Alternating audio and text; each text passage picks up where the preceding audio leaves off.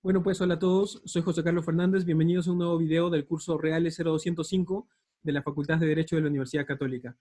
En este video vamos a comenzar con el tema de la transmisión de propiedad en el caso de los bienes inmuebles. En esto nos estamos refiriendo a los modos de adquisición, ahora sí, los derivativos, no los originarios que hemos estudiado hasta el video anterior, sino los modos de adquisición derivativos, que consiste en qué? En la adquisición de la propiedad de alguien que nos está transfiriendo, ¿no? El comprar en una cadena de propietarios, lo que, como hemos dicho, hace que nuestro derecho dependa de que el derecho estuviera en aquel que nos ha transferido, ¿no? La pregunta es, ¿cuándo se transfiere esa propiedad a favor de nosotros? ¿En qué momento pasa la propiedad a nosotros? ¿Ya? Y en términos simples, más allá de que va a haber unas complicaciones que ahora les voy a explicar, en términos simples, lo que dice el Código Civil es que la propiedad pasa a nosotros en el mero momento en que llegamos a un acuerdo. El acuerdo, el solo acuerdo, transfiere la propiedad inmueble. Eso va normalmente en contra de la creencia quizás cotidiana de que uno necesita quizás un documento firmado o la participación de un notario o incluso la intervención de registros públicos. Lo que dice el artículo 949 del Código Civil es que uno adquiere solamente con el acuerdo, ¿no? El término que utiliza el Código Civil es la sola obligación de enajenar hace propietario al acreedor, ¿no? Si hay alguien que se obligó a transferirme, a enajenar su bien a mi favor, y yo soy ese acreedor a favor del cual esa persona se ha obligado, que esa persona se obligue, en el momento en que se genera esa obligación, eso ya me vuelve propietario a mí. No se necesita esperar a nada más. Eso es bien fuerte, porque eso significa que yo acuerdo algo con alguien, ¿no? Y solo lo acuerdo incluso verbalmente, o nos damos la mano para determinar que hemos llegado al acuerdo. En ese momento de darse la mano, el haber llegado al acuerdo, esa propiedad pasa de esa persona a mí, automáticamente. Eso es lo que genera el Código Civil con esa regulación. Eso no es lo que necesariamente siempre pasa, ¿no? Y en el siguiente video, en la próxima semana, vamos a entender por qué se va al notario, por qué se va a registros públicos, etcétera. Pero por donde queremos comenzar en este punto es por el hecho de recalcar que la transferencia de propiedad inmueble es consensual, solo se produce a través del mero consenso. Entonces, hasta ahí bastaría con entender este punto, ¿no? Uno transfiere la propiedad en base al acuerdo, simplemente y ya, ¿ya? Pero a pesar de eso, este artículo 949 del Código Civil es tal vez el artículo sobre el cual hay más escrito y hay más doctrina y más discusión de todos los artículos y de todos los conceptos que se encuentran en el libro de Derechos Reales. Entonces, algo de eso vamos a ver ahora, ¿no? De cuáles son los distintos debates que existen respecto de este punto. Y en buena parte esto se debe a que la transferencia de la propiedad estudiada jurídicamente, normalmente entendido que debe haber lo que se llama el título y el modo, ¿ya? Esto se va a volver más claro cuando veamos en el caso de los bienes muebles cómo se produce la transferencia de propiedad.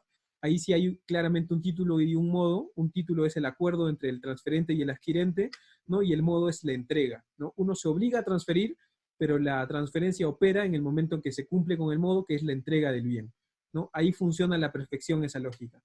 Pero ahí viene la pregunta de cómo funciona la lógica del título y el modo en el caso de los bienes inmuebles, donde el Código Civil dice que la sola obligación de enajenar, que el mero consenso, transfiere la propiedad inmueble.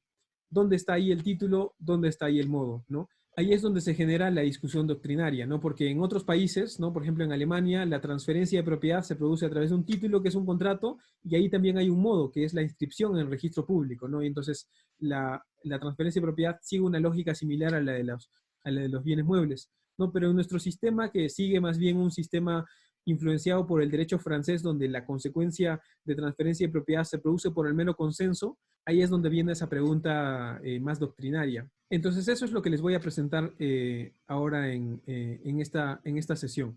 Y ahí acá me voy a basar sobre una compilación muy buena que hace el profesor Gunter González, ¿ya? En su libro de Derechos Reales, ¿ya? Que básicamente recoge las tesis más importantes de algunos autores que han opinado sobre esto, sobre qué es lo que está pasando jurídicamente en el caso de la transferencia de propiedad de bienes inmuebles, ¿ya? Hay título, hay modo, hay los dos, no hay ninguno, cómo debe interpretarse esto, etcétera, ¿ya?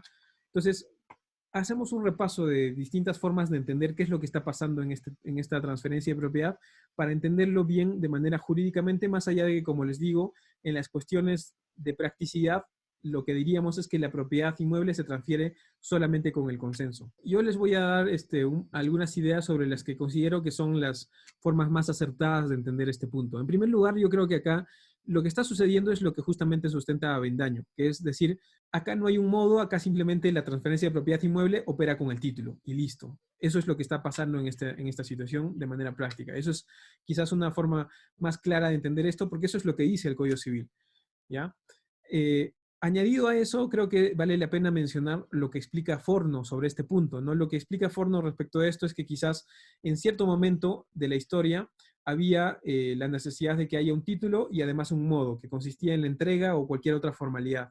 Pero lo que fue pasando en la evolución de las cosas es que ya las personas hacían el contrato y afirmaban que se había cumplido con el modo, con la entrega o con lo que sea necesario, ¿no? Y eso lo incluían como una fórmula, como una cláusula en el contrato, no más allá de que eso no se haya producido en los hechos. Entonces le fueron quitando la utilidad y la practicidad a ese modo que inicialmente quizás estaba en los contratos. Entonces, a lo que ahora se ha llegado es un contrato que directamente tiene efectos reales sin tener que esperar al cumplimiento de ese modo, que ya se ha vuelto superfluo, ¿no? Entonces, eso creo que escribe Forno es una buena explicación de por qué hemos llegado a la situación en la cual Avendaño explica que solo se necesita el título para transferir los bienes inmuebles, ¿ya?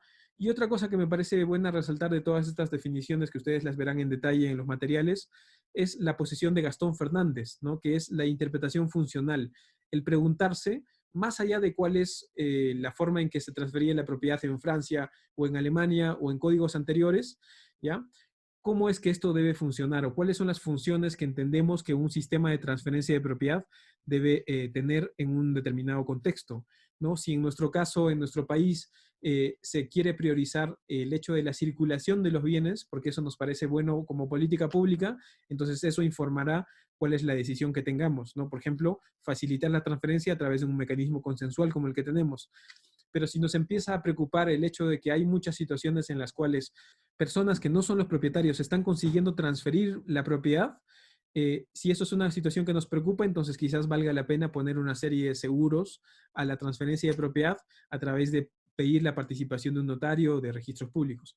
Eso, en última instancia, estoy de acuerdo con Gastón Fernández, que debe determinar lo que escojamos como sistema de transferencia, ¿no? La interpretación funcional de este tipo de situaciones. Pero de momento, aparentemente, los legisladores y la regulación sobre esto han considerado que estamos ante un contexto en el cual basta con la transferencia de propiedad a través de un solo contrato, ¿no? Y eso es lo que opera la transferencia de propiedad jurídicamente, según nuestro artículo 949 del Código Civil.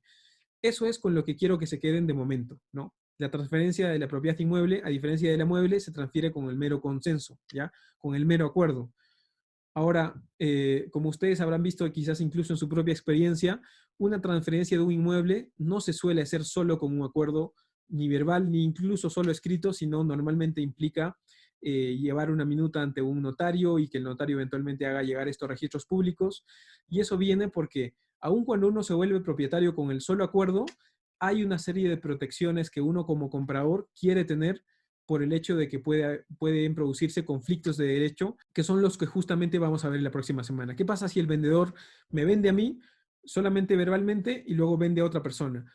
A esa persona es a la que el derecho le va a dar ciertas preferencias por el hecho de haber tenido la diligencia de haber ido a un notario o de haber ido a registros públicos, y de toda esa situación de conflictos de derecho es que nos vamos a ocupar en la próxima semana, y ahí es donde vamos a entender por qué las personas, aun cuando nuestro Código Civil dice que uno adquiere solo por el consenso, van a determinadas instancias para efectos de tener mayor seguridad en su adquisición. ¿Ya? Entonces a eso regresamos la próxima semana. Entonces dejamos ahí el video y nos vemos en la siguiente. ¿Ya? Adiós.